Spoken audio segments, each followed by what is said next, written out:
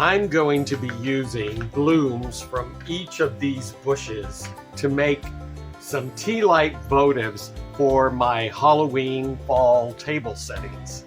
I got this one at Walmart, and this one both came from Michael's. This one probably did too, but I can't find the tag. Oh, there it is, Michael's. These are easy enough to do, and I'm gonna start by pulling off the blooms. I think what I wanna do is 2 of each.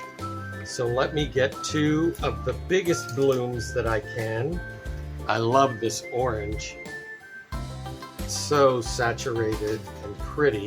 And I love these that have both purple and black in them. That's really nice looking.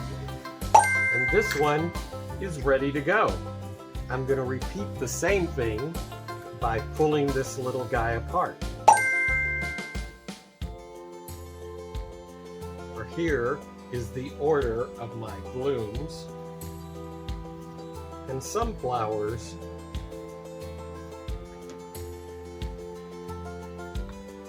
will have more petals than others, and of course some of them are much larger.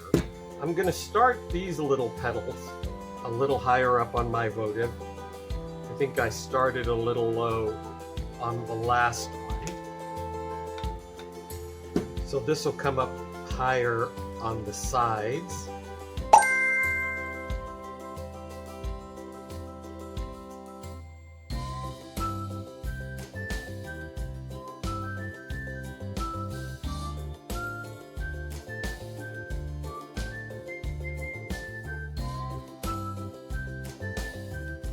Put the glue on the bottom of your last petal, or you put it on the top. Just make sure that your petals aren't caught underneath and that they're also staggered so that you're not just layering the petals. So here are 2 in the black. I'm going to try these beautiful purple ones now.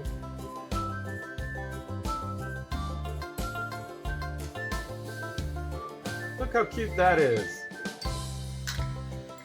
How about another one?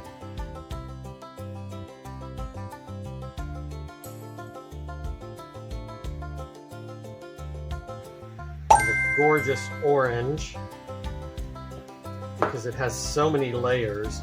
And these, I think, would look really good too on a table setting or spread for Dia de los Muertos.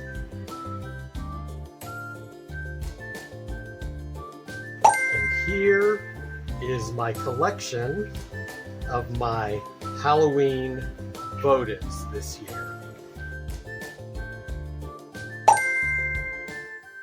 And these will be perfect for fall and Thanksgiving as well.